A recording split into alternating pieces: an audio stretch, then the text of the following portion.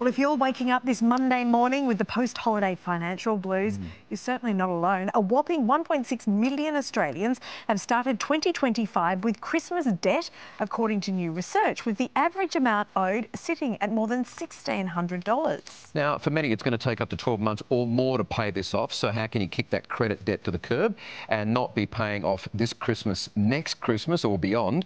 Here to show us is Finder's Money expert Taylor Blackburn. Good morning to you, Taylor.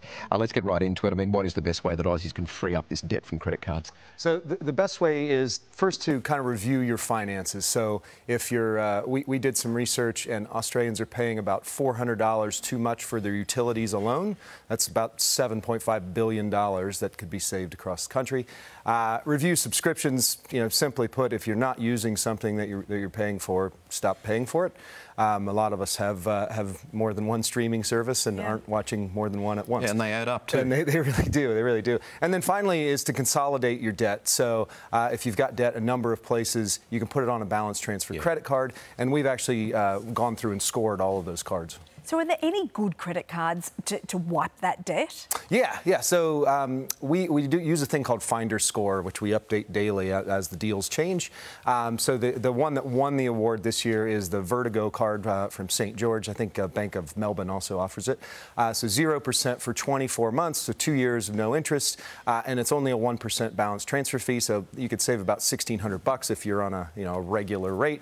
ANZ has a low-rate card, and so does Westpac. The ANZ one actually is 30 months, but the fee is a little bit bigger. So depending on the size of the balance that you're transferring, that one gets a 9.7, as does the Westpac. So that's 26 months with a 2% fee. So there's a lot of really good deals if you've racked up debt, but it's not a silver bullet. And if you want to give up the cards with all of the loyalty schemes attached to them, and then you get a low rate on them as well. So if you just don't want to, if you want a no frills card, go for the lowest. Well, that's interesting. Go for the lowest rate. Yeah. And the biggest thing with balance transfers is you don't want to then use that card to transact. It's now like a debt consolidation card because once you start purchasing, you have a different rate, and that gets paid off last.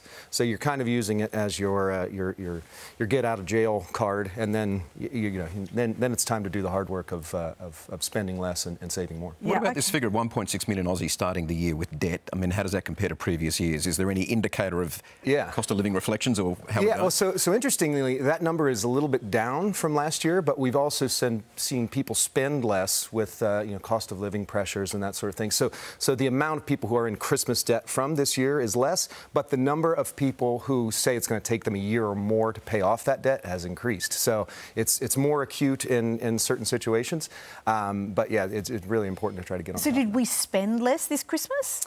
Well, the figures say that fewer people say they're less in debt than they did this time last year. So we don't know whether they actually spent less or whether they just kept within their means. Yeah, well, and there was a new report from the New South Wales government today that said, that spending is a little bit stagnating, and are we, is this a bad sign? So.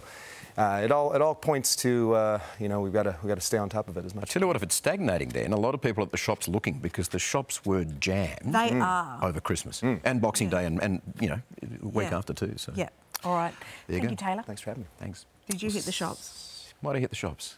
Might have hit the shops. I've given up trying to do a lot online because, you get it wrong, and then you spend the next 2 weeks after Christmas trying to return things that are impossible, and I hate it, and I get cranky. So I went to shops to look at the products better and sizes for kids' clothes and things like that. So you did that to not be cranky? And it made me cranky. I knew he was going to say that.